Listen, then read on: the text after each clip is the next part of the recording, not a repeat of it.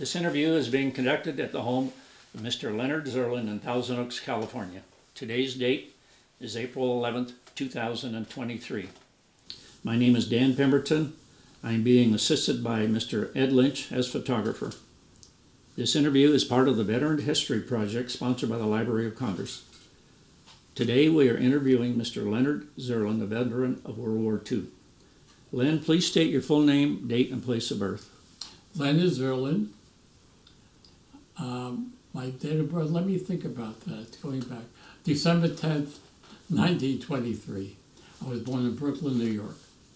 So you're almost 100. I'm not counting. Okay. Stop the clock.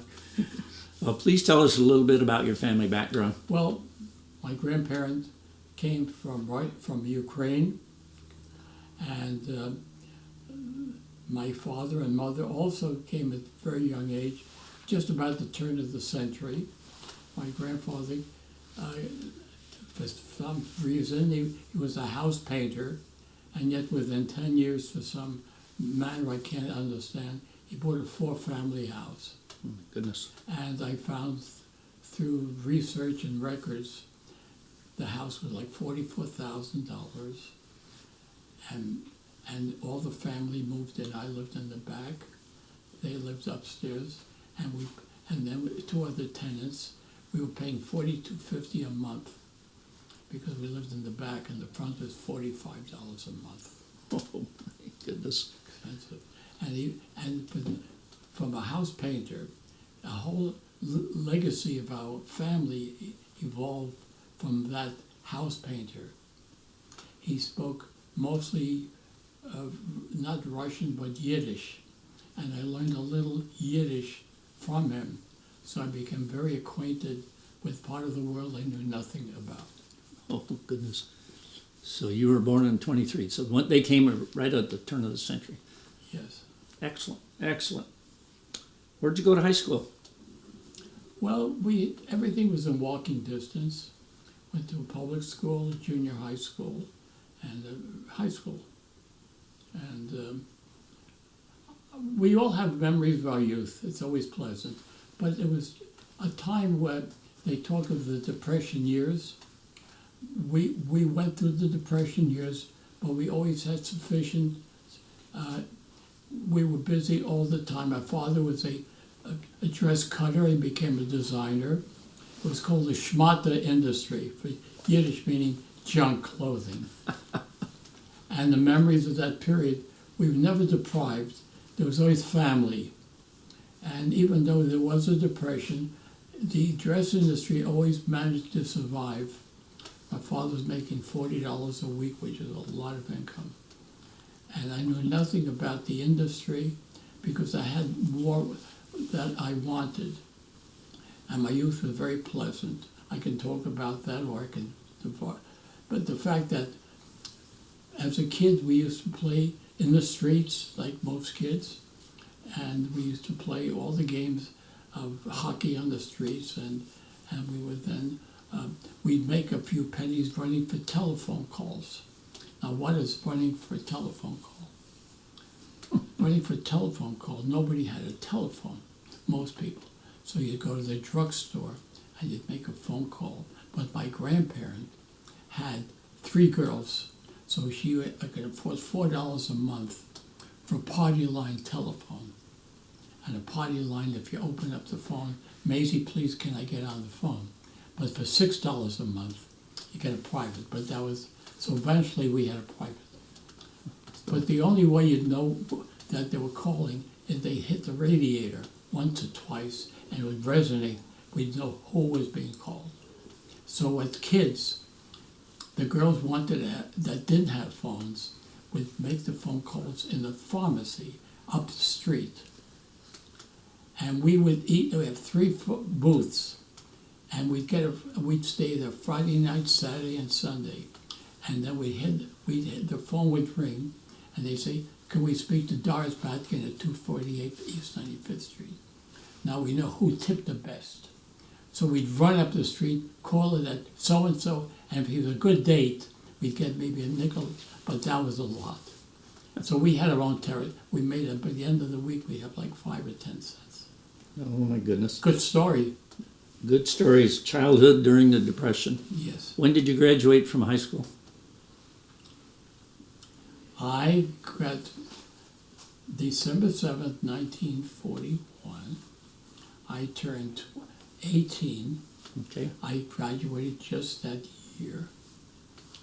We knew things were going to happen, and I don't know if I should go into my vision of history, because I love history, but I learned a lot of what was happening in Europe prior to December 7th, you see.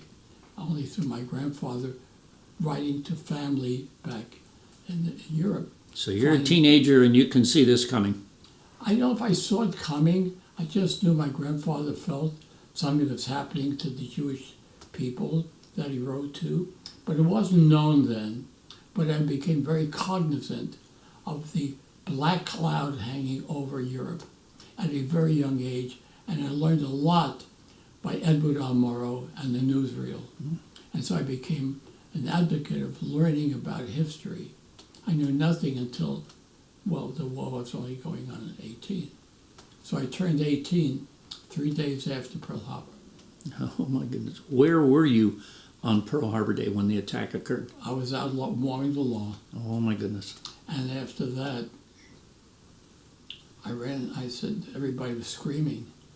I said, wow, where's war? Finally, I knew we had to do, because I always felt to my grandparents, why are we letting this Nazi destroy Europe? And the problem was, there was a lot of anti-Semitism throughout America. I never felt it because our whole community, miles, was only of our own Russian, Polish people. So the point is that I always felt responsible in a way that something is happening there. So I was very motivated to want to go there more than most people. So I tried to enlist my folks. I was just going to say, did you enlist or were you drafted? Oh no, you can tell enlistee an officer is a 0 number. Mine was 1, and if you're inducted, it's 3. So mine was 12, 18, 15, 28. You'll live with that the rest of your life, like the serial number of your gun. So when did you enlist? What year did you enlist? Middle of July of 1942.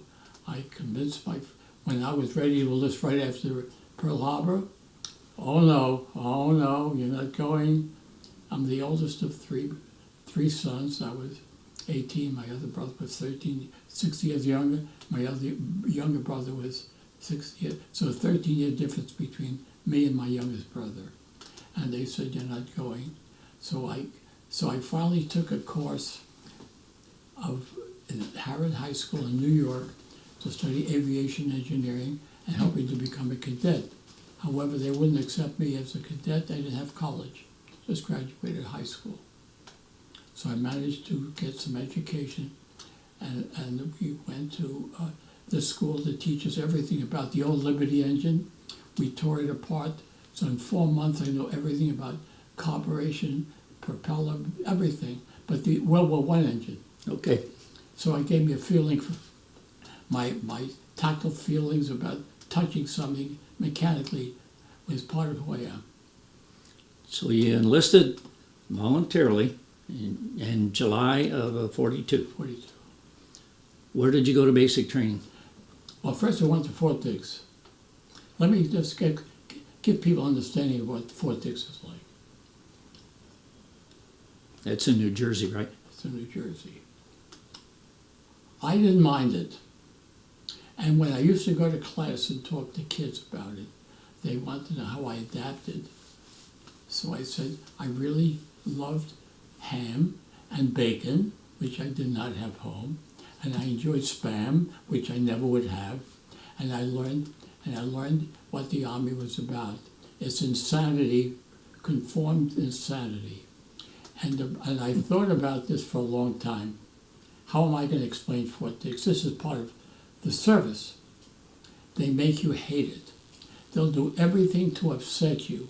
Like the first few weeks, you'd get up 3 or 4 in the morning in a rain to pick up cigarette butts. It has to be the rain. And you come back and say, I hate this goddamn place. So what it does, it makes you a group of people that hate the Army.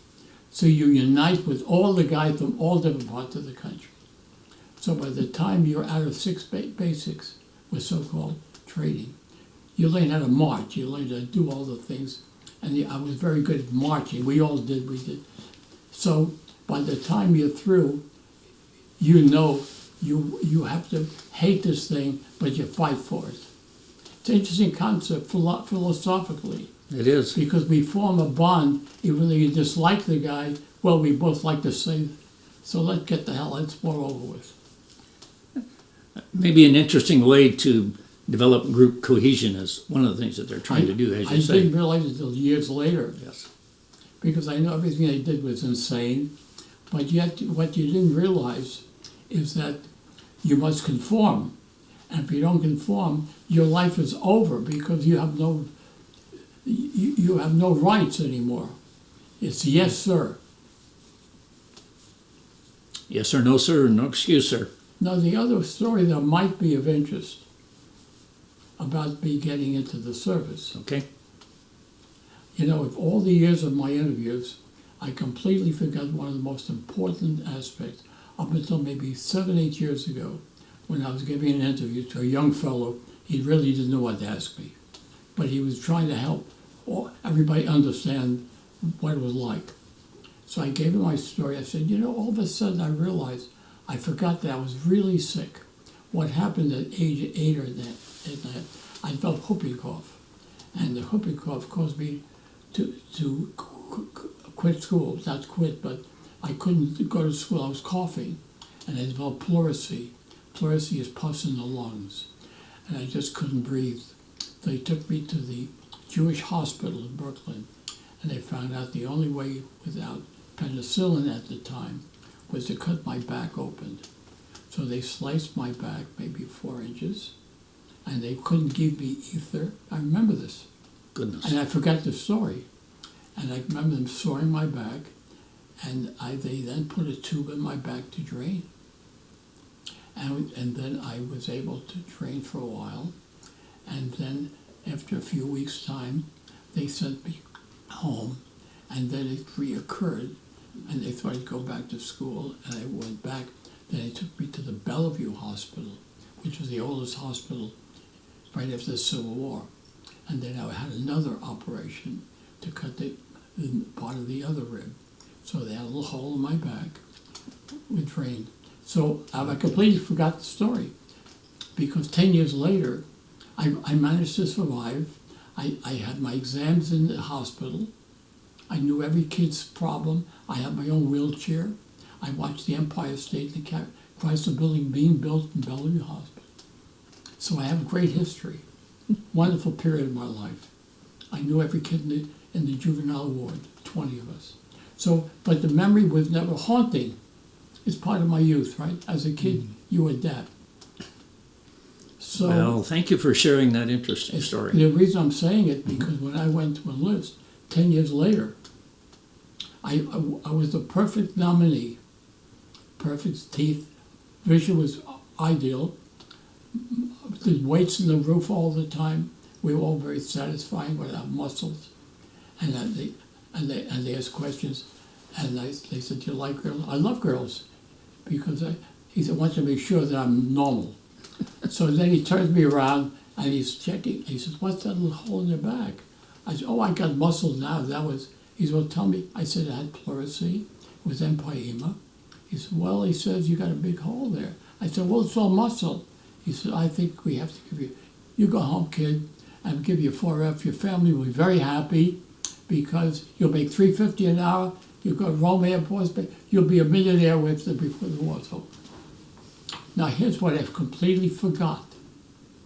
I forgot the story, and I said to this doctor, I said, I was crying. I said, you can't let me go. I've been playing on this. I've been studying for it. You have no, but they said, your family would love you back home. You'd be a 4F, but you'll be wealthy. So, you know, and here's a question. I said, as a young kid of 18 and a half, can I have a second opinion? You couldn't make this up. Dr. Roosevelt thought, will you get this goddamn kid up my ass? So he runs in, all these people are running around naked, and he pulled them out of the other corner.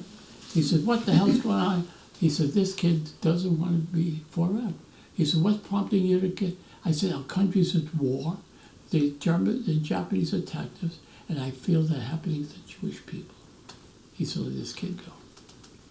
Now you could make that story up. You could It's a not. good story. I had to include this because this is the human aspect of my life. If I had not said those few words, where would I have been? I mean, destiny has watched over me from that day forward. My goodness. All right, let's go back to your basic training, Fort Dix. Yeah, all that And stuff. so after your basic training, then what happens? Went to different air bases. I went to, the first few months we went to, it's called Casey Jones School of Aeronautics. Because of my background when I went to the high school, I was advanced rapidly because I understood, and we went Newark, New Jersey. Was not far from Fort Dix, really. And they trained us specifically, again, every aspect of learning how to tear a carburetor. The same thing I was doing when I was going to high school, only much more advanced.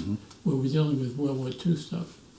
So I got familiar, and then, of course, I wanted to try to cadet, but I didn't have the background. So And you didn't have the education? no, not full education. Years later, they would take them because we were losing so many. But when I got in, it was very early in the war. So I went to some air bases. First was at Greenville, South Carolina. It's called Aeronica Air Base. They had B-25s. And they got me as a turret gunner first. They trained me, and they wanted to get me involved. I didn't care where, I just wanted to get in the war. So, and then they switched from the they switched to B-26s and went to MacDill Field in Florida for more advanced training, but everything accelerated. And So that's where you got qualified in the B-26? Yes, right. And the qualification was very difficult. Not a qualification, it was the most difficult plane in the Air Force. It was called the Widowmaker, you know the term. Because it was called one a day in Tampa Bay, you hear the term. Because they could not land it, they came at 140, Norm, you would understand that. And why did it come in at 140? It had an R-2800 engine, which was the same engine as the P-47, and it came in at such a high speed, they couldn't have it, and they just one a day in Tampa Bay. And the other term that I mentioned is not the Widowmaker, but the flying prostitute. Now, why is that? It had a very short wingspan, and because the wingspan barely lifted you up, it had no visible means of support. So that's a good story. But they had a lot of thrust. Good story, great drama. They eventually extended the wing. By the time we got to England in the early '43, we corrected most of the problems, but not all. But it was a difficult plane to fly. It wasn't well liked. It was not accepted as a great aircraft. But I think my feeling was its main purpose was interdiction. Now, what is the word interdiction? It's to prevent the Germans from gaining any foothold behind the infantry. So we would carry up to 4,000 pounds of bombs, but we were not that accurate. But the fact is that we did preventing anything that moved, we would destroy. We had tremendous firepower, 13 guns blazing just like a regular bomber. But we were able more accurate. We flew from 5 to 9,000 feet. Maybe go to 10, we'd have oxygen. We didn't require it. You were not pressurized? No. No. Well, one pressure didn't exist until B-29s. B-29. How many on the crew? 6. And the positions? Well, you have a pilot, co-pilot, bombardier, gunners, a radio operator. The bombardier actually, they should know the aspect of what it is an airplane. Most airplanes, the main purpose was to bomb, to destroy the enemy. My feeling was the B-26 was made primarily for D-Day because it was the major plane on D-Day. If you look at any aircraft, you'll find the B-26 was the most advanced. Every plane on D-Day, practically, as you can see, was on that mission, and we had 2 missions. We'll go into that later if you choose. Your crew position was what? Turret gunner.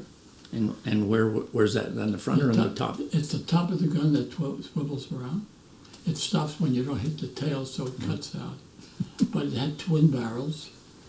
So it was part of my life, really, training and being and just trying to destroy. And it was a difficult period of learning. The learning period was very difficult. A lot of guys wanted to get out, but you couldn't get out. Did you ever shoot down an airplane, or do you know? No, at the time, we didn't have too many German aircraft to contend with.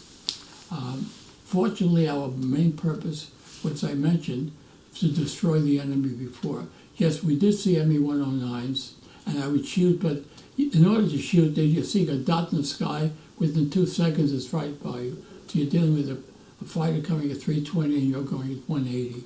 So you're really, if you shoot, you're lucky if you get the convergence of your firepower. So I burned the barrels shooting at nothing. That's my history.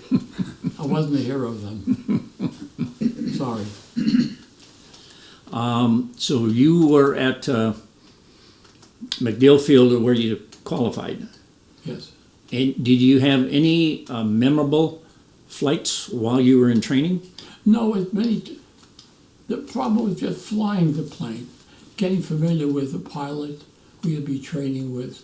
It doesn't take much to tell them to shoot a gun. Yeah. I mean, you can go and watch it, go play with it in the air and have them pulling a target, but it doesn't take much knowledge for that.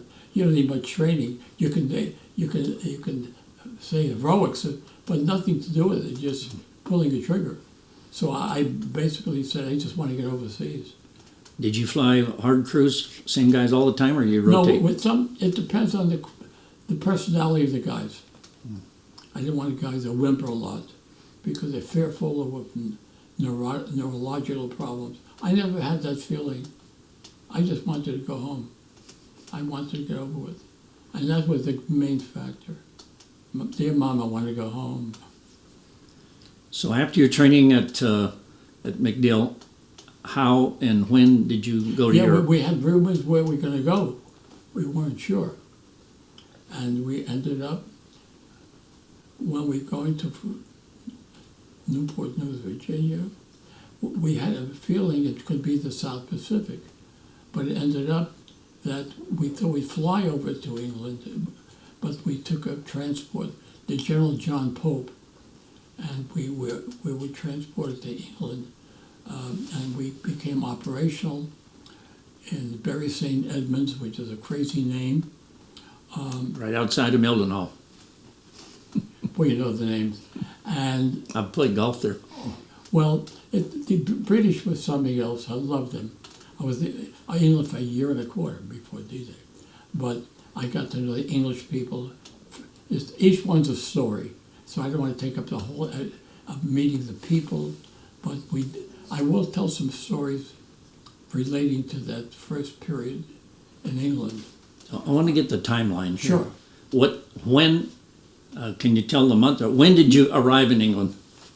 April of 43. April of 43, Now, okay. 43 was a very difficult period. War wasn't doing well. We might be winning, but up until that time, we were not doing well. England, the RAF was flying, don't forget, they were flying since 1940. And their Lancaster bombers were magnificent. I'll tell you stories about that later. But they're superior to any of our aircraft. And I'll tell you why I know it later. But they were flying for 3 years before we became operational. And we were the first, besides the 17s, inland that were operational. And we had more problems, formation flying, ground looping, conditions going through the horrible English weather. We were losing 4% before each mission. What unit were you in? 322nd Bomb Group. Bomb group. They only have a group, a total of maybe 38 aircraft, and we have all the squadrons, so we all commingle. And most of the fighter aircraft were towards the coast. Then eventually we ended up in Bournemouth. So we were very flexible. The bomber group was stationary all the time. They had the range and they were going into Germany. But we didn't have to go that deep. So we suffered damage, flak damage, not by aircraft, but ACAC, which is anti-aircraft. Should I explain what ACAC is? Or? Sure. ACAC is just exploding bombs that predetermined. It's just shrapnel of hot metal that if it touches the aircraft, it'll burn through like paper. And if So they're basically unguided. I mean, you're not being tracked by radar. They knew the altitude and they have it exploded at your altitude. They see you know what a contrail is? Yep. What's a contrail? It's frozen ice behind an aircraft. And the bombers would have it. And they could see for miles before you get to the target. Even at 10,000 feet, you had contrails? Yeah, the weather was freezing. But they would know if the bombers were going over. We didn't do as much damage as the big bombers, but we prevent, this is mainly for ground control. The big bombers were really strategic to destroy all the major industries of Germany. And the British were doing it for 3 years. Don't forget, they were bombing Berlin long before we even knew how to get there. Yeah, you said your primary missions were interdiction. Interdiction, anything that moves, any train, any boat, any tank. And we got to know many of these guys. Did you have that Borden gun site? Did you have the gun sites? The Northern bomb site. Norton, yeah. Did you have Yes. Not every plane had it. It wasn't the most accurate means. They say you can, at 20,000 feet, you can go through a pickle barrel. If we got 1 mile of the target, but people don't realize the bombardier flies the aircraft for like 30 seconds to a minute. We go to the IP, which is the initial point for the target. Then he takes over, and he's flying the aircraft. And you have to have conditions of flying, and you're seeing the target. You only have a few seconds before you. So he opens up the bomb bay, and then we release the bomb. They all drop. We can go into that aspect later if we chose to. But he flies the aircraft. So we had not every aircraft had the Northern bomb sites. There were different methods of bombing. But since we were much a lower altitude, I don't think we required it. We had it. And they even had a self-explosive period inside the bomb. If you managed to get in German territory, it would explode. Interesting. Yeah. Can you describe a typical bombing mission? I'll tell you my first mission. Okay. And when was that? Do you remember? May 1943. Okay. But here's what, there's many stories before that, we'll get into it. It was to Holland, of all places. Why? We go to command and go, why the hell are we going to Holland? Aren't we going to go to France or Germany? You're going to Holland. Because they felt there was something that the RAF felt tracks going into a mountain. And they had suspicion that the Germans were building something long before we knew about the V1 or V2.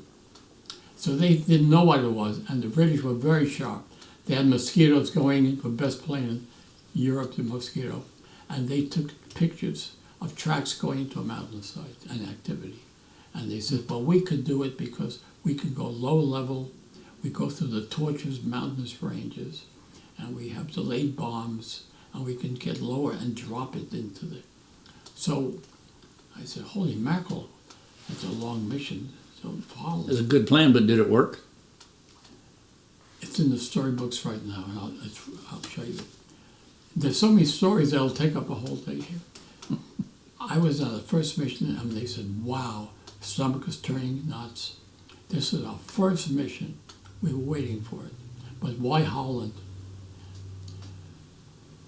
We all took there are 13 of us in our group. One aborted. And flying an airplane is not like flying in a jetliner today.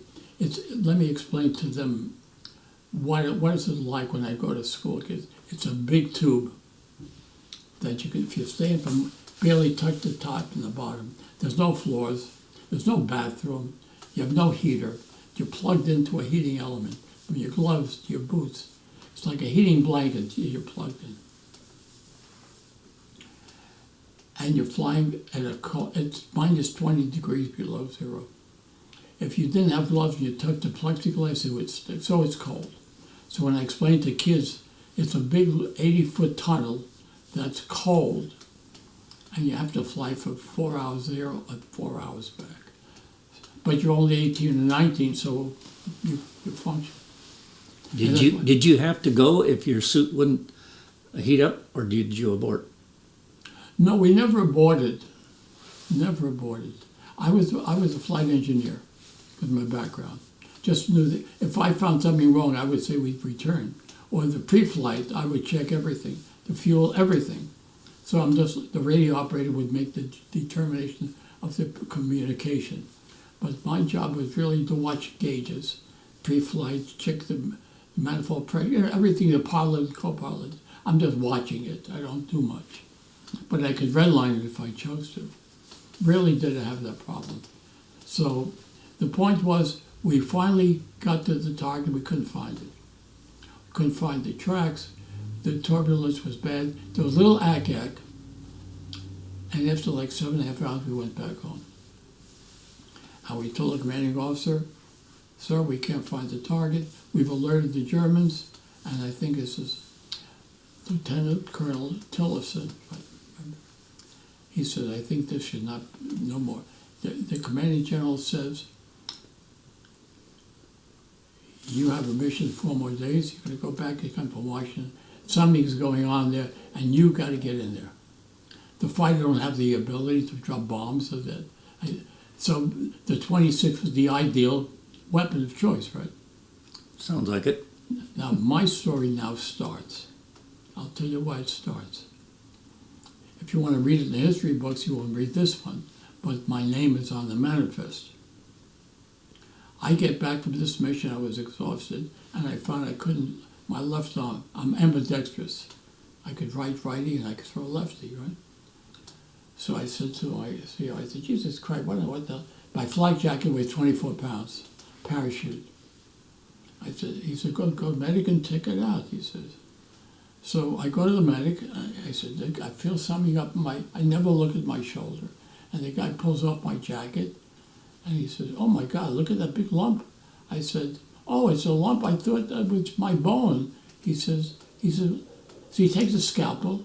He only asked me whether it's going to pain me because you're not human, you're a robot. He said, he slices it, and all the pus pops out of it. I said, "Holy shit, what the hell are you doing to me?" He said, "You're in the Army now, Sergeant." So I said, "Do you have to stitch it?" He said, "No, stitch will cause you some pain." I said, I was screaming in pain. So he puts a big patch, and he puts some antibiotics, and he puts a tape, and he writes down something. He said, "Bring this to the CO." He's grounded for 3 days.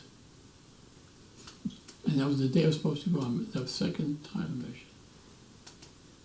Here's the story. Good storybook if you make it up, but just it's in history books.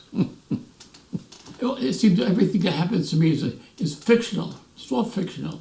If you can tell somebody a story, get fiction. I don't believe any of it, but I'll show you pictures of it. So I'm on my control tower, and my guys are taking off for the second mission. My stomach is churning. So do you know what a control tower is? Do I have to explain what a control tower is? No. It's where they guide the airplanes. It's the power. All the officers go in there and they watch the planes and the radio communication. So just like the airport. So I go up there and I see all my buddies flying to the mission.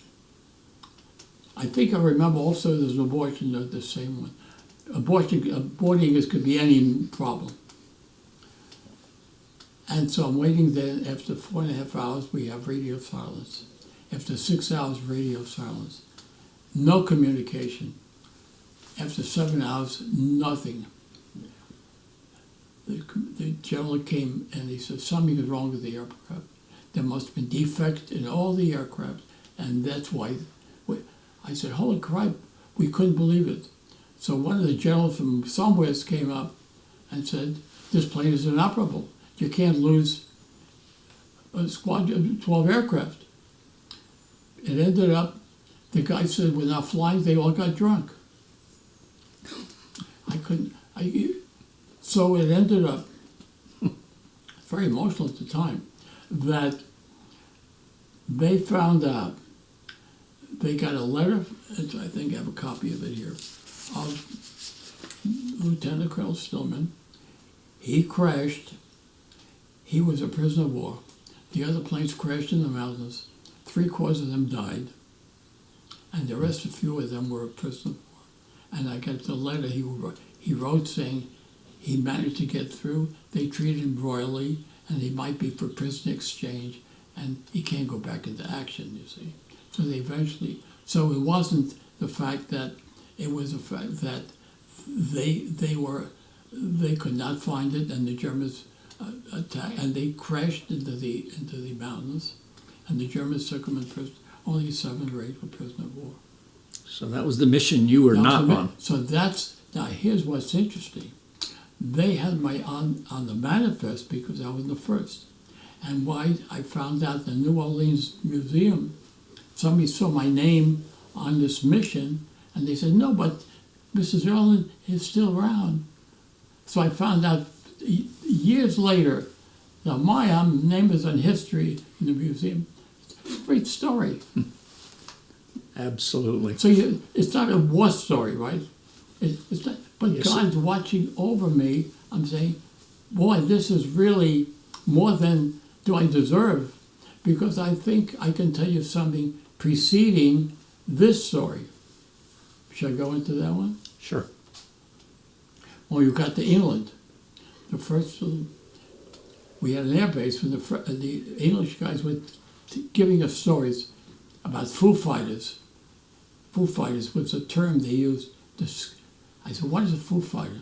Those little spots of light that follow you around as speeds. I said, wow, it's an AC sky. Don't go with BS. We know better. You guys go back to the pub. He said, did you guys dig your foxholes? I said, so the commanding officer says, yes, we have to dig foxholes. I said, we're not the infantry. We don't need foxholes. They said, well, the RAF said that they've had problems with Göring's Air Force. Göring, I have to explain Göring, next in line for Hitler. He ran the German Air Force. He's the head of the German Air Force. So we had a trenching tool that you put up. But we're the Air Force. We don't need a trenching, right?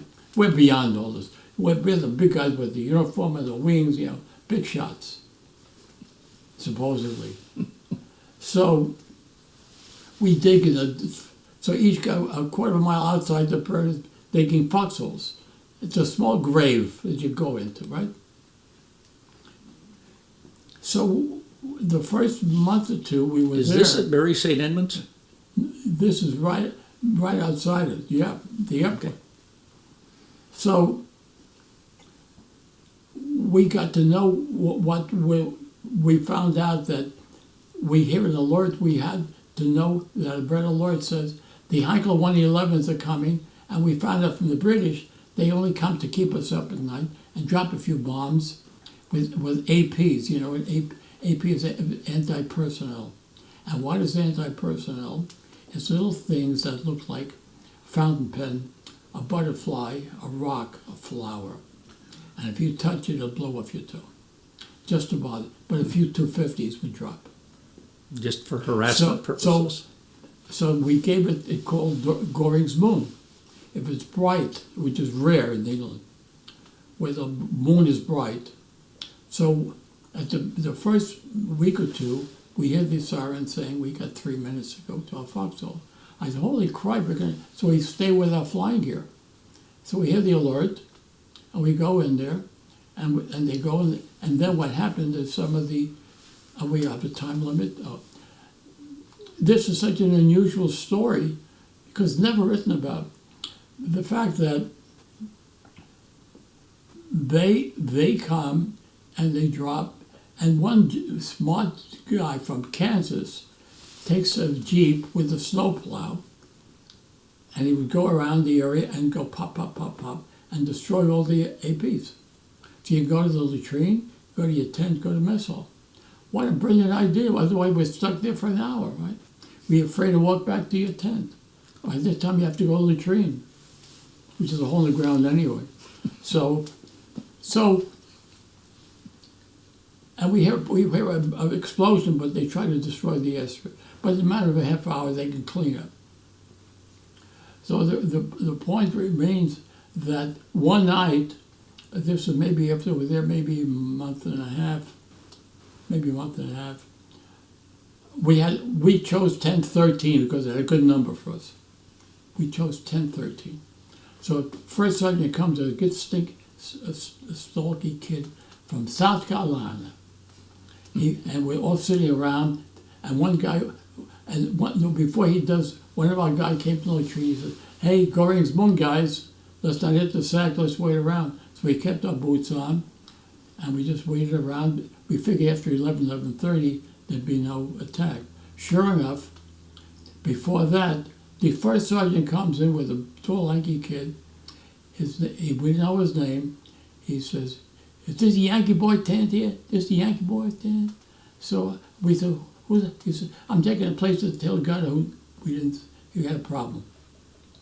And he takes his empty cot and he lies down and puts a coat over him. He says, "I'm going to sleep. I'm so tickled in the orderly room. Nobody gives me a shit. Nothing about me. You guys against everything." Something. He's angry, which is fine. Everybody's angry. So he goes to sleep. And then sure, 10 minutes later, I said, "Wow, Goring's Moon, you're right, Frank. That's right. Let the hell get now, fox." So we're all running to the foxhole. And everybody, so I said, "Holy mackerel, the rebel is still sleeping." So I pull him out of his bed. So I said, "Hey, rebel, get the hell to your damn foxhole. We're going to be up all night here." He says, "This my initiation?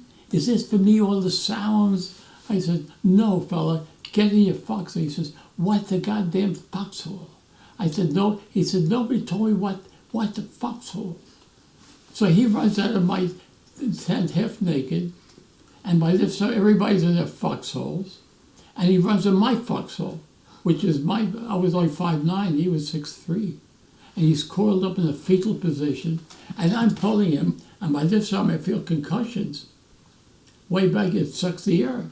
I said, "Son of a gun, I'm going to kill this kid. I don't want you to put him in my tent." And I run as far as I can until I collapse, and then after a while, I hear the pop, pop, pop, pop, then the all clear. I said, "Oh my God, I'm exhausted." It's like 1:30 in the morning. They disrupted, because if you have a mission, you're exhausted. They do it to disrupt us. They do much damage. They sometimes destroy a little hole in the runway. So I run back to get a hold of this kid, and they're all converging in my area, and I take a look, a 250 hit my hole. My goodness. Does that tell you? So when I'm talking to you, I'm reversing the storyline, right? If I talk about religion, I wasn't deeply religious, but sure hell, it changed my whole reality. So that preceded my first mission also. So, if that doesn't change your reality of destiny, nothing. So I thought I'd get that into you. See, it's not the war, it's the human aspect of what was it like for a young kid of 19 to see a complete change of his life, which focuses on why am I still here? And the reason I can tell you is the state of mind of being totally positive about yesterday does not exist. Because, and if you say why I'm approaching 100, well, maybe I'm sensible about my diet, but I think state of mind and attitude of carrying the baggage of yesterday, I think it's a good point. I don't look at yesterday. It wears you down. I know why you're here. It's because you weren't in that foxhole.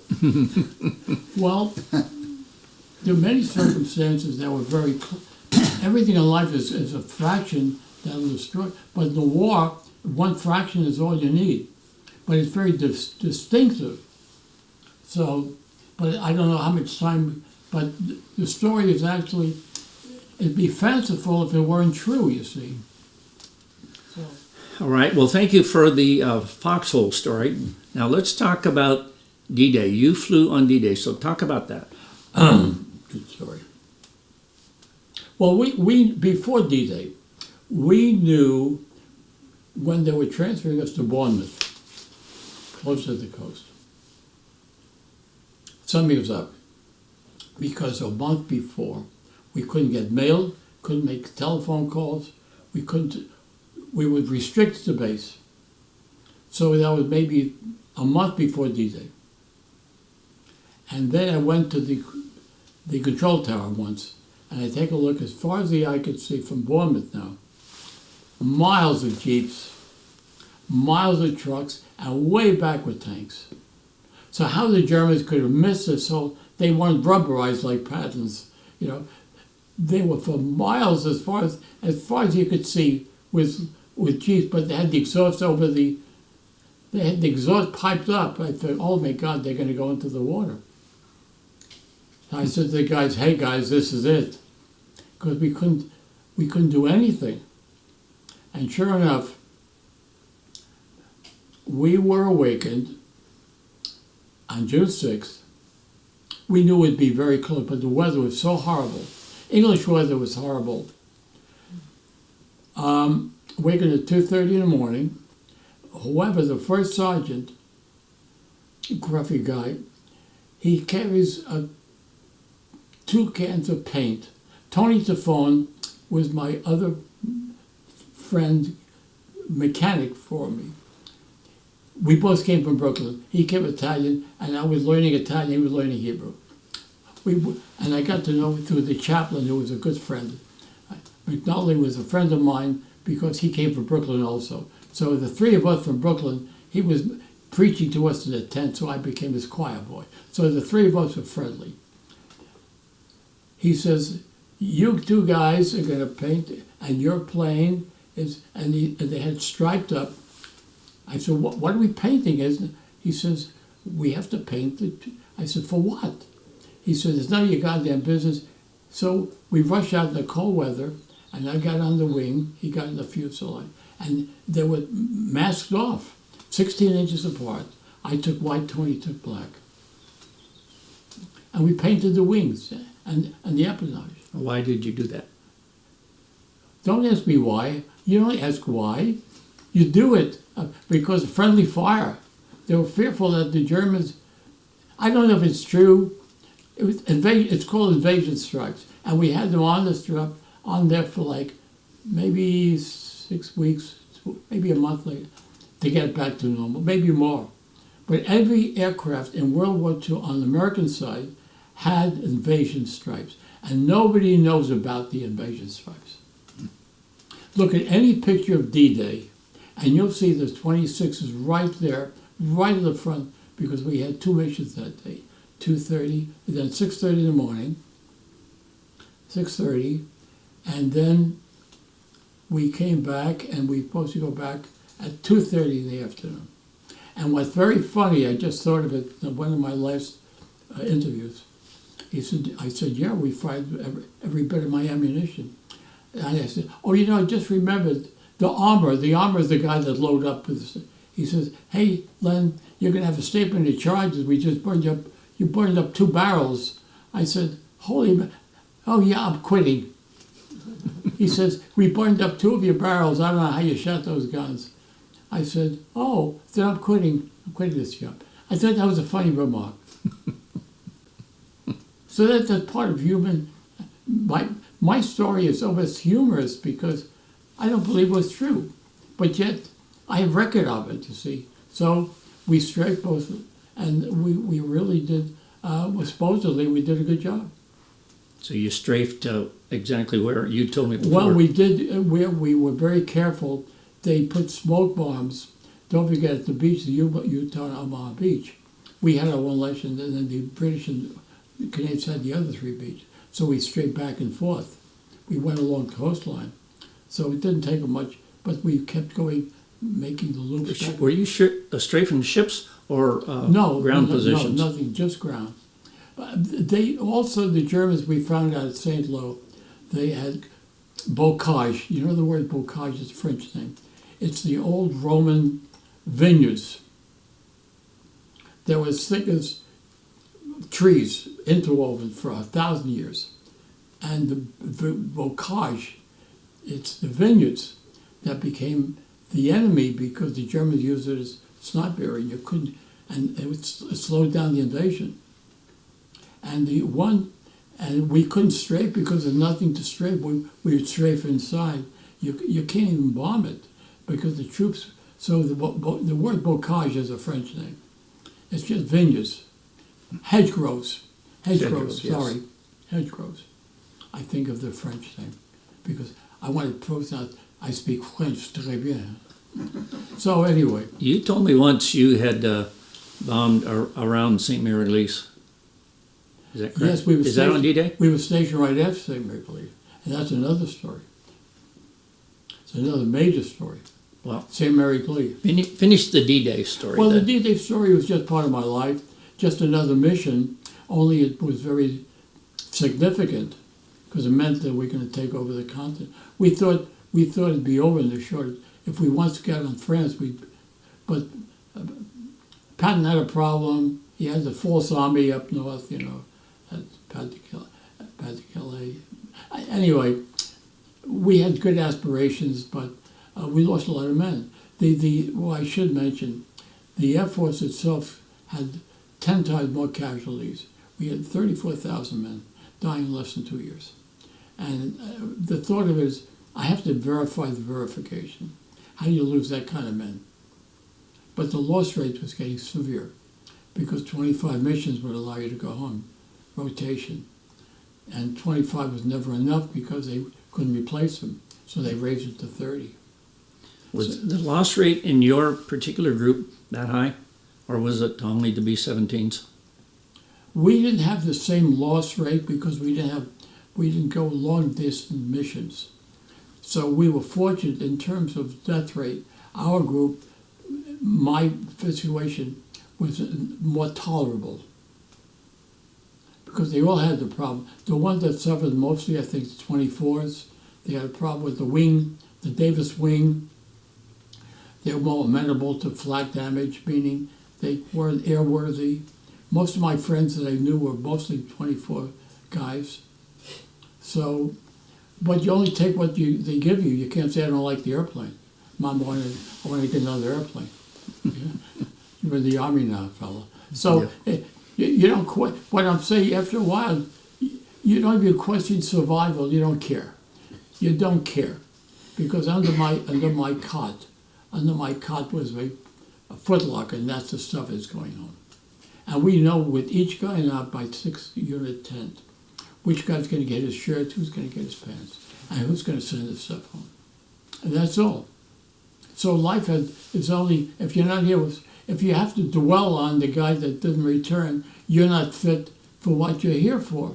You see, when people say, well, how did you feel about it? It was a job we had to do that you train. I said, the problem is when you don't go on a mission. So somebody asked me, what's the most difficult part of the Air Force? Good question, right? Mm-hmm. The most difficult part is when you don't have a mission. If you ever watch the film Memphis Belle, the best film, and why is it the best film? Because it shows you the anxiety of what it's like, not so much to go on a mission. When you have a mission for the next day, you get familiar with, like taking an exam, right? You practice for the mission. Well, after a while, you don't have to practice. You know your stuff, right? You're going to pass your exam. So the problem was, you suit up for you have to have your meal. You better go to the bathroom. You better be sure that you go with 20 other guys, whatever, and you better go, because you're going to be gone for most. So you don't have a bathroom. We'll go into that later. But so you adapt very readily to your circumstance. So your life is controlled by destiny. Let me ask you a little bit of frame of reference here. You first assigned to Bury St. Edmunds, you flew out of there. Then you relocated to Bournemouth. And I believe you actually relocated to various airfields in France, correct? Yes, they were not named by the name of towns, A7, A15. We moved a lot because we were right as the infantry, so we'd be closer to the enemy, right? The bombers stay in England. So you adapt, and I should tell you about something that nobody really understands or ever written about. We live in a pyramidal tent. It's not a pyramid.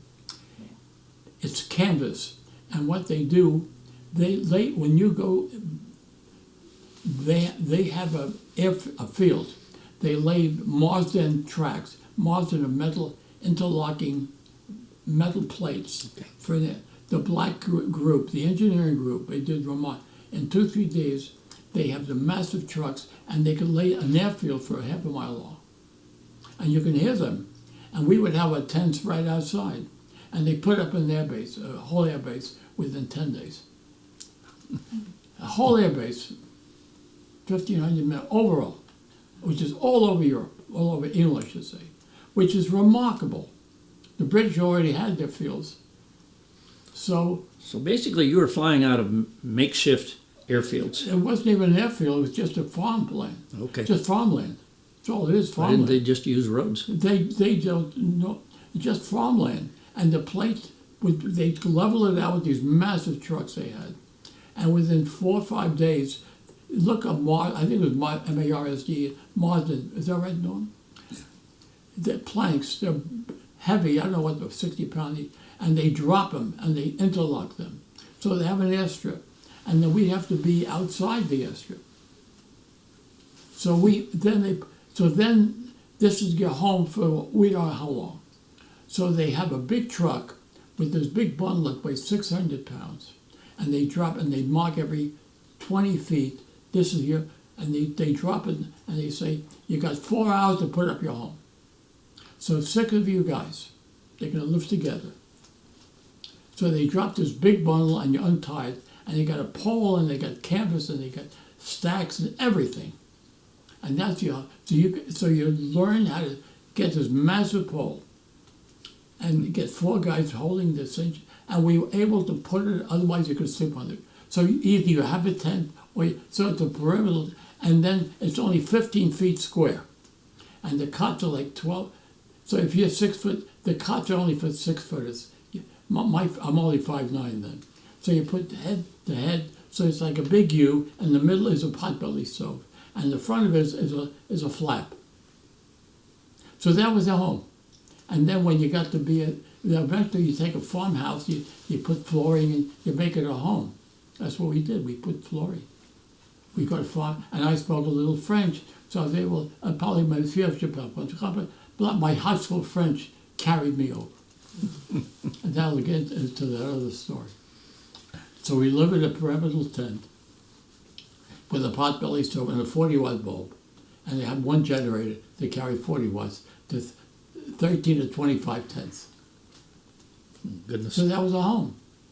And my tent, because I was able to speak French, I got a skylight. They call it Len's penthouse, because I put a light, I cut over the top of the tent, and you could see light this time. You didn't. So Len's penthouse was number 13, always 13. It's a good story. I'll show you pictures of it.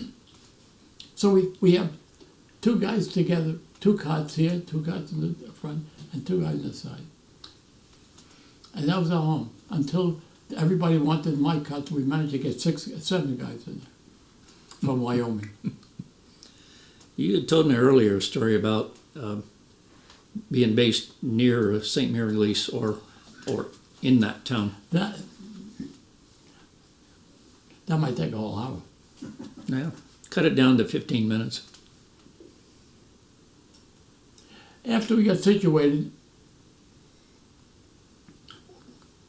one of our guys said, "Hey, Len, you speak a little French?" I said, "Yeah, I just high school wasn't far away from me, right? Maybe.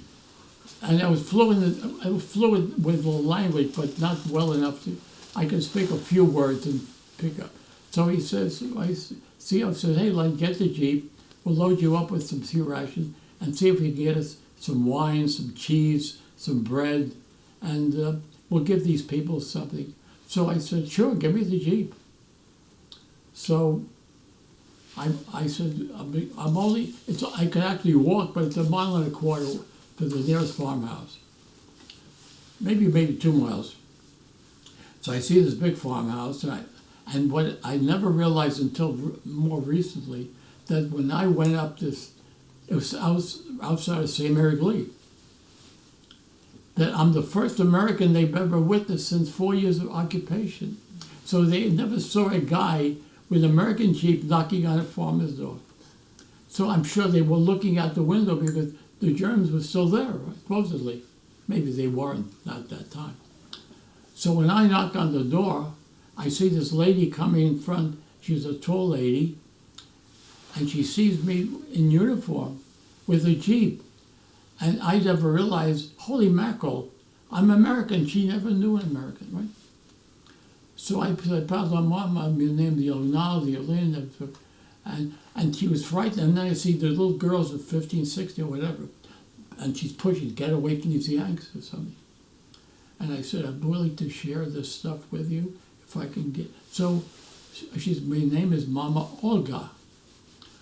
So I try to understand, how has Olga come to be French? She was a DP, displaced person. She was telling me that I couldn't figure it. And these little girls were trying to talk, and she said, stay away. So I gave her the stuff, and they loaded me up with wine, with cheese and bread. And when I went back to the base, I was the hero. So when the word got around to my squadron, hi, this Jewish boy from Brooklyn, he knows, blah, blah, blah. You go and we'll get. So I went there 2 or 3 times until the whole townspeople welcomed me, right? The hero, Leonardo, the savior. So after the 3rd time, I went to the CO, I forget his name right. I said, I think I'd like to invite these guys to our airstrip. It's nothing. What are they going to do? They're a spy. The Germans know more about it than we did. They knew our mission. So I invited them to my airbase. And they flooded, and I said, and these little girls, we got speaking, like, not my date, but they were cute little girls, 16 and 17. So I took pictures of all of the families that I have in my album. I'll show it to you. Well, that story has repercussions because I have them in my album. All these pictures are right here in my album. And then I have to go to another distance. So I got to know them very well. And then Mama Olga, who is very friendly, and she adopted me like a son, and she says, I'm going to give you a St. Christopher's medal. I said, what's that? It's a safe passage for Catholics. So I told my chaplain, oh my God, I'll give you. So I took off my hero with my dog there, but I wore that because we're getting closer to Germany, right? So she became my adopted mother. And anyway, the story is very interesting that I got to know the French people. And the story, I don't know if I can go into the whole aspect of me meeting them, but 50 years later is another story which started my relationship with the family that's been all over the country. Let's move on to how the war progresses. Yeah. So you're based on these basically temporary airfields in France. Yeah. I assume you're moving eastward as the lines Yes. move east. Went through a lot of towns. Where were you? What were you doing when the war ended? How far east? Did you go? Belgium. You were in Belgium. Yeah, Le Cordeau. Did you ever bomb Berlin? We never got this far. We never got to Berlin. The big bombers did. The British were more adept at strategic bombing than we did. But I have many stories relating to the personal aspect. We had some severe missions, lost a lot of men. Flak was the devastating part. The flight was fatiguing. Yes, we were badly shut up, but never enough. We lost hydraulic power. Once I'll show you the picture, we bailed up false landing in our strip because we lost hydraulics.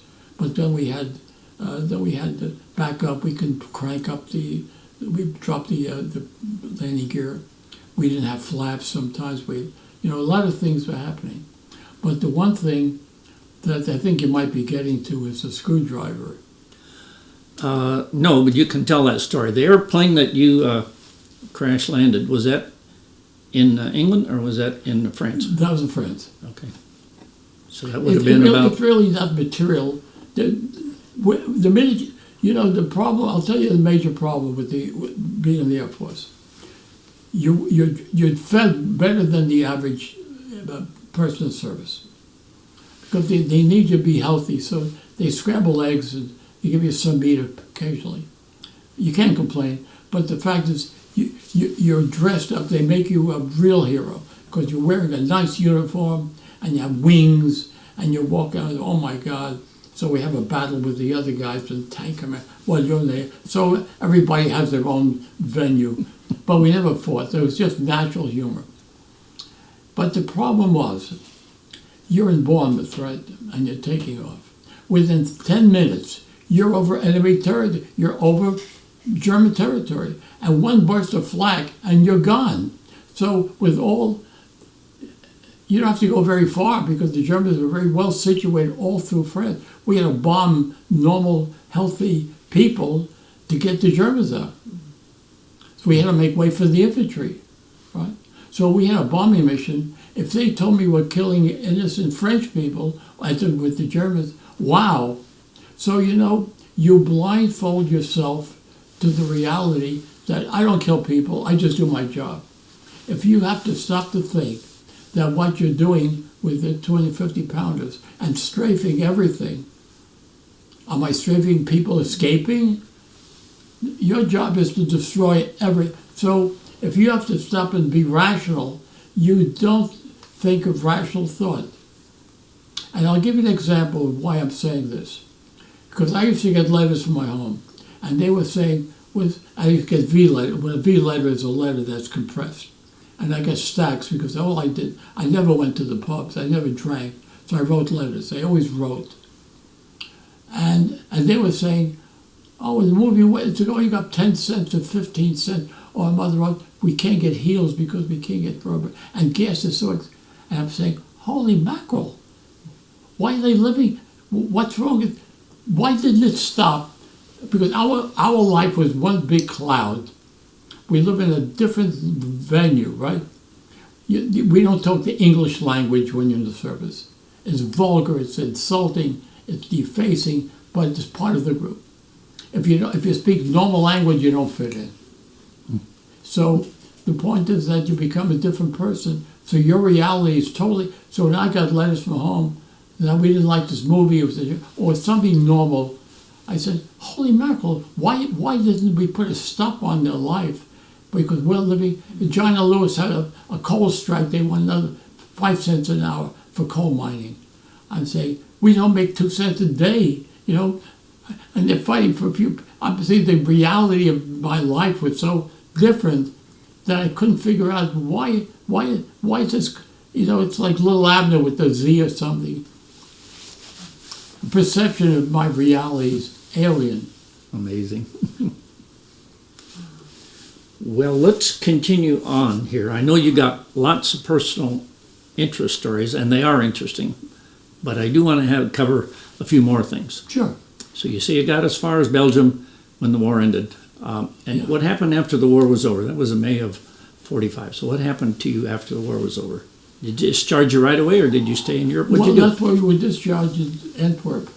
It was Camp Lucky Strike, where all the papers were signed and were shipped out with a boat to Fort Dix, of all places. So, but you must remember that from May 9th was armistice. Yeah. to the time of discharge, you had 6 months, right? What do you do? Yeah, that's just curious. What'd you do? Probably took you 10 days, 2 weeks to get back to New Jersey, and then what'd you do for the next 6 months? Well, I think the question should be, how did you feel when through? I mean, the human aspect is something I think should be provocative. How did you feel when the war was over? Yes. More interesting. Because because to get to where we were losing a considerable amount of men. And why did they keep changing the mission? Because how do you feel if after 25 you're ready to go home and you can't? And then they say, well, you're going to go to 30. Look at the morale, right? And then because they can't replace them fast enough. And there were guys that really became Section 8, which is mentally, they cry at night, and you don't want that. So you have to fortify yourself with an attitude of being independent and choosing tent mates that you can live with. Our tent mate was strong, you see. So I'm talking of the human aspect of the war. The missions were horrible. Some of them were awful. Some were milk runs, easy. So anyone, you can have an engine failure and still have a problem. So you accept life with daily activity.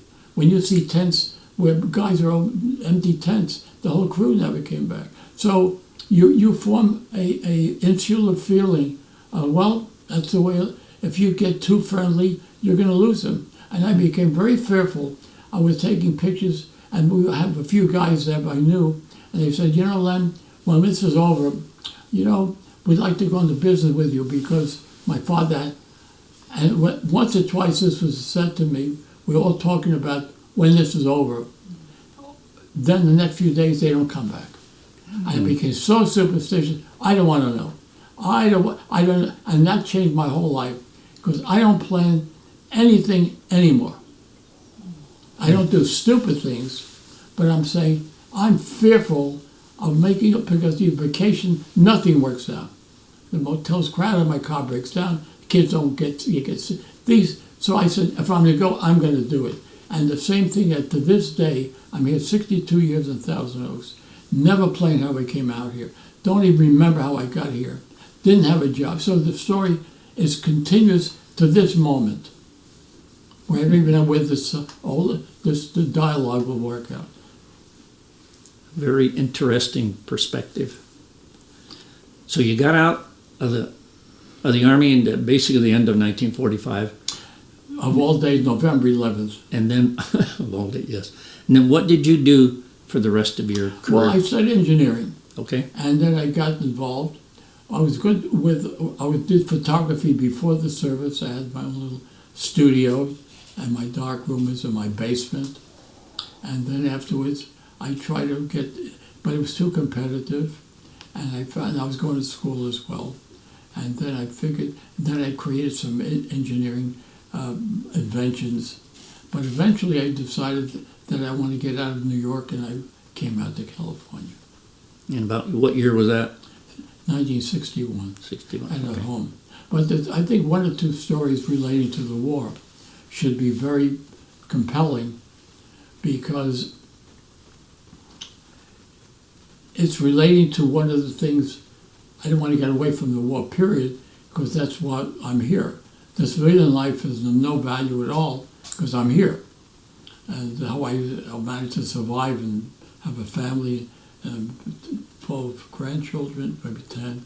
And so I'm thankful, but I'm saying, how did I get here? And I'm wondering whether this is real. Because I don't think, if I didn't have all these pictures, you wouldn't believe any of it. Well, I don't. So the one story that people always ask me about, what are your medals? Well, I don't give a crap about the medals because I have friends of mine that play in the band and they have medals down to the belly button. And if you look at my uniform, if I get 3 rows, and to get 3 rows, but let me tell you, it costs a lot of life. I mean, we have a presidential unit citation, it's the left one. It's purple with oak leaf clusters. Why did we get them? I don't remember. We did something, but we got it. unit citation with 2 Oakley pluses. Why don't we give it? I have no idea. Oh, wow. Wow, I don't care. I mean, I just want to get to home. I don't care about the overseas medal, the German attack medal, the good conduct medal. I just want to get the hell out of here. So when I see people with their medals and stripes, I said, holy crap, I clean the streets. Well, I mean, to me, it's so wasteful. So I think we should get into that, the story of Go to the Star thing. Well, I did want you talk about medals. I did want you to. I believe you got a Silver Star. Yes. Was that a particular mission, or a series of missions? Can you tell us why? I think it was maybe the 17th, 18th. I never thought about the number. I was an aerial engineer, right? Yes. With the aircraft, all you have is cables from the cockpit to the tail, because everything's controlled mechanically. Yes. And it's what they call a turnbuckle. What's a turnbuckle? It's 2 wires connected together where you tighten, they go against each other, so you tighten up the cables, right? If you walk, it's all you got is cables. Then we have no electronics, right? So my job was to make sure the plane is flyable. It doesn't take much intelligence to turn a turnbuckle and make sure that the pilot says the tail is not working, it's getting whatever it requires. So that's my job.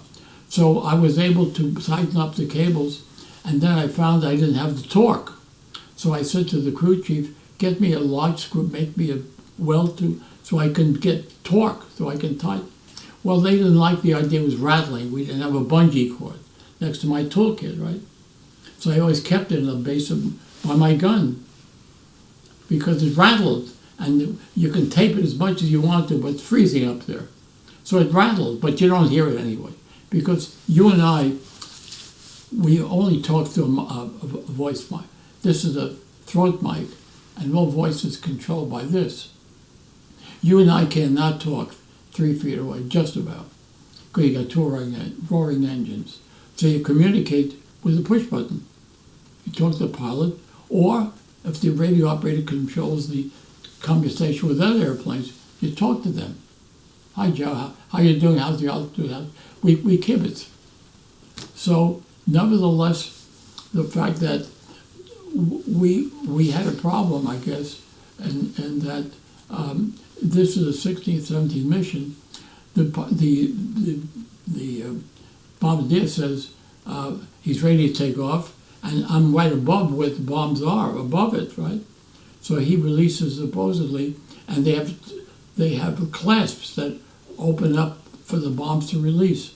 So we had 6 bombs that release. I think it makes sense, right? He pulls a cable, and the end of a bomb is a propeller, which then arms it. Otherwise, it'd be pretty volatile for armors. So it spins and becomes, so it has a pin in there which activates it. So when he says bombs away, I'm right above. I said, sorry, old guys, but one's hanging up because one of the clasps is not open. So you got 5 bombs and one is hanging, and you can't fly a plane with a bomb with a propeller spinning and say, holy crap, we got a real problem. So try evasive action. Well, and we're over the target. And you're exposed to enemy fire, and if the Germans want to see this plane, they'll just shoot it right down. Sure. So would the bomb doors close with the one hanging? The bomb bay is open. You can't fly an airplane, you can't land it, and you can't drop it. So they said, hey, Len, get your ass down there. And I said, what do you mean get my ass down? Well, to get down, I have to take off my flak jacket, to get my parachute, detach myself, and it's freezing because you open up, you got the giraffes. Well, the cold is of no consequence for a few seconds. So, and I was small enough because I was the smallest guy in the plane. So Harry says to me, hey, Len, you can lay down. I said, so he said, we'll hang it. So they pushed me down through the catwalk, and I had to detach myself to hang me down so I could release the bomb. And sure enough, so all I have is just air, right? So they hold my flying boot on the catwalk, and I'm freezing, but I don't think it's cold. But as I realize I cannot reach the cable or the clasp, so I said, "Get me I think a screwdriver that you can play." I'm screaming as much. The screwdriver. I'm trying to scream. So finally, I couldn't reach to the clasp, and I finally released it. My hand was freezing, right? And I got back. So it dropped, and we forgot about the incident, right? Because it's such a, in the service, you don't think of these things. It's part of what you do, and we forgot, well, we were great, there's a good mission, you go back, and you go debriefing. So we're ready to finish, good, we can go home and have a good break and go to sleep. So at the briefing, so with the target, we got pictures, how was the mission, so everybody contributes to what they saw. One guy said, "Oh yeah, we're ready to leave." One guy said, "Oh, Len saved our ass." He said, "What happened?" Oh, he said, "Well, he broke the cable, he got the bomb." "Oh, that's it." Yeah, I forgot about it. But the problem was, we were losing a lot. The losses were severe. Maybe the 50th mission. So 3 weeks, maybe a month later, they were going to give awards. And they started to give the president units, they give different awards for whatever. You have medals. The only advantage is with more points, you get discharged a few days earlier. So they call us, they start giving the medals. Well, you get an air medal for every 5 missions. So how many missions how many air medals do you need? Anyway, so one guy said, they call everybody dressed in their class uniforms for this award, and they said, Staff Sergeant Zerlin, and all of a sudden, we're awarding Mr. Staff Sergeant Zerlin the silver. Holy crap, for what purpose? I'll tell you the reason. It wasn't that it didn't happen to other planes. The morale was so poor that they had to get them energized. That's my feeling. Because I don't think, because I knew it could have happened to 2 other planes where I had a problem, but they did release it, you see. So I always had it cabled and greased up. So maybe it's my fault, but the fact is that it was deserved, and I found I was one of the few thousand Silver Stars given to mostly officers, not enlisted men. So my note of fame is I'm a Silver Star recipient, but to this day, it has no meaning to me, and it's nothing heroic because I'd be dead if I didn't have it, right? So that's the reality of my life. So you ask me my values, you can see where I stand. Nothing has a great meaning. I mean, just reality. Amazing story, and well deserved, by the way. It's great that you were given that recognition. I think it really energized the group. Yes. To say they're giving recognition for something that was, but you see, it's almost like when they asked me, I said, well, I went to school and the problem of taking an exam, you study for an exam and you take your exam. The worst part is when you're studying, you can't take the exam. So the same thing with going to a mission. When you suit up and you're ready to go and you can't because of 9/10 overcast or whatever, engine problems, we abort the mission. Oh my God. Another day of doing nothing. So the only purpose you're there is to do something. Or get drunk, and most of the guys get drunk. Yeah, you said you weren't a drinker anyway. No, I could get drunk on a wine bottle. But a lot of things occurred to me that never happened because I don't know if I created or when I think of it, when I look at pictures, I don't believe that this is true. I'm to this day, if you look at my album, when there's one picture of me in Lyon, France, and the mayor is there with me, he had room for me, and he wanted me to marry his daughter. There's a picture with him and his wife and this whole estate. I have no recollection. I wrote to my friends in France, saying, Mary Lee, if you can find the mayor's office or his building, please make sure that I know it's true because I got pictures. He said, well, it was a town right outside of Lyon, but the building is still there. I said, they offered me my building, and they wanted a New York guy or something to marry. I said, holy, and there's a picture of me in the album. So you can spend all day looking at pictures. But I'm looking at this, I'm saying, where did I come up with this story? And where did I get all these artifacts? Goring's soldiers.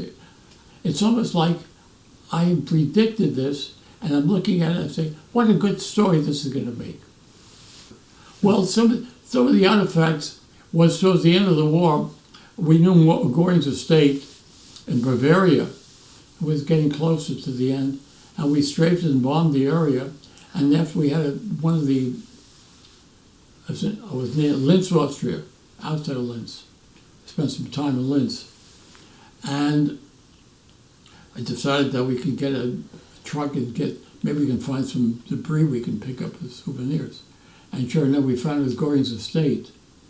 And we found Goring's estate. And Goring's estate.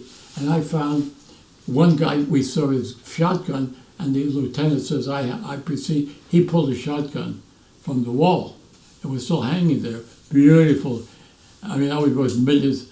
And all I did find in the drawers, I found these little soldiers, German soldiers. So that, and I never realized it. So I always had this in my house as my kid grew up. He played with them until I realized, hey, he broke them. I didn't realize these are worth a fortune, these little toys from Goring. Look at the story. It was from Goring's estate? Yeah. Oh my goodness. Yeah. Yeah. So I never realized, hey, I got a lot of stuff, but all this stuff to me were toys. It had no meaning up until maybe many years ago. Well, Mr. Zerlin, do you have any other comments? Do you have any comments about your family? Your children, grandchildren? All I can say, I'm thankful to be here. I mean, they live their life, but great-grandpa is the key factor in their life. I know every part of their life. They're here with me all the time. How many great-grandchildren do you have? I think I have 10 great-grandchildren. Oh, my goodness. Yeah. And my family's close. My daughter, retired teacher, special ed, and my son's a physician. He's practicing 42 years in Bakersfield, very well recognized. So I'm thankful that I'm able to function on my own. I have a girl that comes every 5 days a week from 11 till 3, very dedicated, do my shop. So I still can drive, but I'm very careful. I don't have to, but they watch me. My daughter makes sure. So I'm still capable of functioning on my own, which is, and they say, I'll tell you a very funny story about this. My little museum, I've used to take all this stuff to classrooms for years and years on a dolly. I went to every high school. I went to CNU recently. So I speak to groups, and I'm exhausted. So I decided that I'm going to have my museum.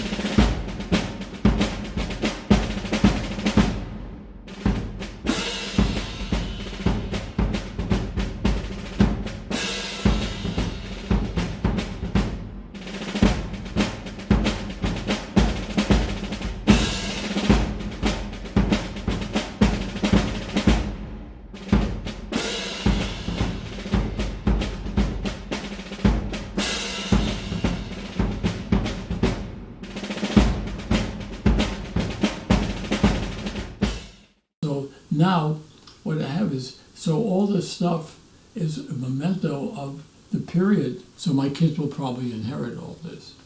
So I'm just thankful that I'm able to display it. And I have, if you notice my house, I got 75 albums of pictures.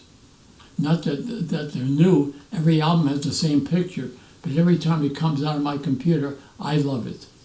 Because I'm reliving that one moment. And I've gone through hundreds of toners, and I supply papers all over, 8 by 10 glossy.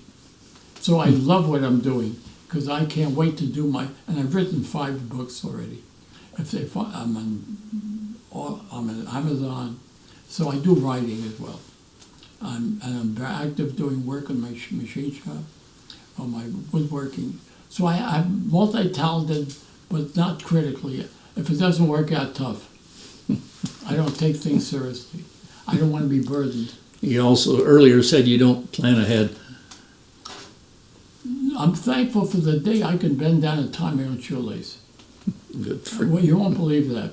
If I get up in the morning and I have plans that I'm going to discuss with Norm before my 100th birthday. I was talking about the 100th birthday. A group came. Okay, one last story. One more story. He came with the son, maybe 3 years ago, and he was looking at something, and the kid was here looking. He says, Mr. Zerlin, my father told me you're going to be 97. I said, I think, yeah. He says, that's pretty old. I said, yeah. He says, isn't that like a century? I said, wow, that makes. He says, I said, yeah. He says, tell me, well, how is Gettysburg? I said, he knew Gettysburg. He even knew that there was a war. He was only 14. I said, this is a funny story. He wanted to know about Gettysburg. So I said, yeah. Well, here's the story part, the funny part. I was making talks in most of the schools in Ventura County. And the point was, I was telling them a story. I said, when I was going to high school, I was maybe 15, my teacher then said, hey, we heard that there's a Civil War soldier this is when I was over 15, that a guy from the Civil War is making the rounds of New York schools, and I invited him to our high school. So I said, I love history. We went, he said, well, it'll be a few months. I said, well, I can't wait. So then he dies. Then I got to thinking, holy mackerel, that I'm the Civil War soldier going to these classrooms now, which is, to them it's the Civil War. I'm saying, I represent the Civil War. Do you understand the relationship? It's very human that when I speak to these kids, hey, I'm the peg leg one guy from Civil War talking to them about a period that they don't even know exists. It's a good way of ending the conversation. That's a very, very interesting story. Well, Mr. Zerlin, I think we're running out of time. We have thoroughly enjoyed you sharing your stories, your personal experiences, your wartime experiences, and some of your perspectives about having served your country in wartime. Do you have any final comments before I wrap it up? I can only say that if I want to project what sustains life is the fact that you don't carry baggage, because everybody has something that they carry with them, and the fact that I feel this, I'm sympathetic, but I've had a philosophy that I've written about. It's called Leonard's 3C philosophy of change. I'll reveal it now, won't charge the public for this one. Okay. Leonard's 3C philosophy of change. Glad you mentioned that. 3C, crisis, catastrophe, confrontation. You don't solve problems. Countries don't get along, good. Have a good war, get out of depression, and you're fine. Life. I don't get along with my husband. Oh, really? Get a retaining order, get away from this marriage. Don't like my job, get the hell out of your job. Everybody has baggage, and they carry the baggage. My attitude is, you got to be thankful that you're getting up in the morning and you can walk. My wife couldn't walk for 35 years, and people called her they had arthritis, and we spoke to them. I said, so I understand, and nobody knew she was in a wheelchair. It never sounded. So my attitude from the very beginning, be thankful. You go through your crisis in life, and if you have a problem, you can. It's better than you get hit in the head with a 2x4, then you got a problem. So my values are maybe a little different. The fact that my positive energy, I think, distributes to my children and my grandchildren. And I can only see my successes through them, right? Mm-hmm. Not everybody has that opportunity. Did I create it? I'm hoping that I do, and I hope that this resource of what we're creating will have some value to a future generation. I'm sure it will. I would thank you for the opportunity of being here. Thank you, sir, for your participation in the Veterans History Project, and thank you for serving your country, especially in wartime. It's my great pleasure. I have a question. I'm always curious about how you feel the military changed you as a person. I believe that this will never occur. Every kid from high school should have 2 years of military training. I think what it does, it makes you aware of other cultures. Because when I got in, they never met a Jewish kid. I never met the guy from the South. But we integrated very well, and I think what it does, it's the best. My 3.5 years was my MD, my medical degree. I learned what I learned in the service. Thank God I'm able to talk about it. But you can't. But I think it's essential that kids graduating high school should have at least 2 years of some service. It will never pass in America, unfortunately. But I do know it makes a different person. You integrate with others, and you adapt, and you learn how to have control of your anxiety. Because when you come out, you become more adept at learning cohesion. Thank you, sir. Thank you very much. It's a good question.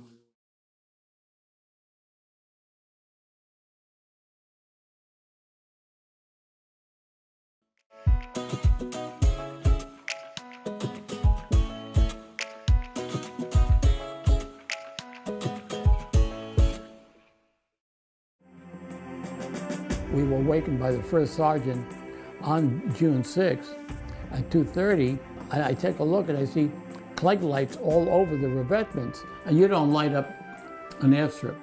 And then when I went to the control tower and looked around, you wouldn't believe what I had seen. As far as the eye could see, jeeps, trucks, tanks way back, and I said, we know something's going to happen. Hi folks, this is Rob McCoy, the Mayor of Thousand Oaks for another TO Talks. Today's very special. Today is June 6th, 2019, which marks the 75th anniversary of D-Day. And that was where our men and women from both America and Britain set the European continent free. With me is Len Zerlin. He wasn't an occupier, he was a liberator. He's a survivor of D-Day, and he's here today to tell us that story. Len, what a privilege to be with you. We're in your own house, and you've got all these memorabilia, and this is a museum. Yeah, I'm in the museum. How old were you on D-Day on June 6, 1944? Well, I was born in 23, going on 21, I guess. Yeah, 21 years of age. Yeah. I chose to go in because I was devastated to read about what's happening in Europe. What happened in Pearl Harbor, too. You signed up right after Pearl Harbor. No question about it. So I said, this confluence of, I'm angry all the time, why don't we do something? Well, when I enlisted early in the war, I felt that's my job. You were in a B-26 Marauder, is that correct? Yes. So it's a twin engine. Twin engine, same engine as the P-47. And just so everyone knows, you were a turret gunner. Yeah, yeah. I mean, you don't get a big survival rate on that. A crew of 7? Well, you know, I never look at numbers because I'm fearful of looking at numbers. This is what you're planning, this is the essence of what you're doing. I don't think anybody said, yeah, man, we're going to do it. I just think this is the job we're trained to do. I look for one day is the precious day for me. It always has been to this day. So 2:30 they wake you up, then they give you the briefing, and you take off at 6:30, Yes. and you're crossing the channel. Yeah, it only takes about 12, 15 minutes. The most thrilling picture you can never imagine. I'll tell you why. As far as the eye could see over the channel, you see as the whole channel with boats, right? Thousands and thousands. You were witnessing history. What did that feel like? You were just doing your job? You know, it's just like going to work. Okay. Your heart had to have been beating. No, I'll tell you something. In retrospect, everything gains with more focus. Okay. But while you go to work, you go to work. I got you. And what am I there for, right? Now, when I speak about participating, I represent the 16 million who all went in, whether you're inducted or you volunteered, that's immaterial. You're a band of brothers. And we did whether you're a truck driver with the Red Bull Highway, or a cook, or a typist, you were there, part of you suffered with us. These guys are not here, and I cry to this day. Sure. So I'm very appreciative of you guys having me here, not because of me, but I want the young people to understand that if it weren't for that group, this country would be a different country. And here we are in our own city. You've lived in Thousand Oaks since what year? 61. 61, long before it was even a city. I was born in 64, so was the city, and you were here in 61. And you have been with us the entire time, educating our young people and keeping the memory alive of the greatest event that set the world free. Well, folks, this has been another TO Talks with Len Zerlin, an amazing gift to this community. And folks, remember D-Day and all those that served, because we have our freedom because of men and women who served us so faithfully, and the story has been faithfully told by Len. Thank you, Len, for being with us today. My pleasure. It's an honor to be here.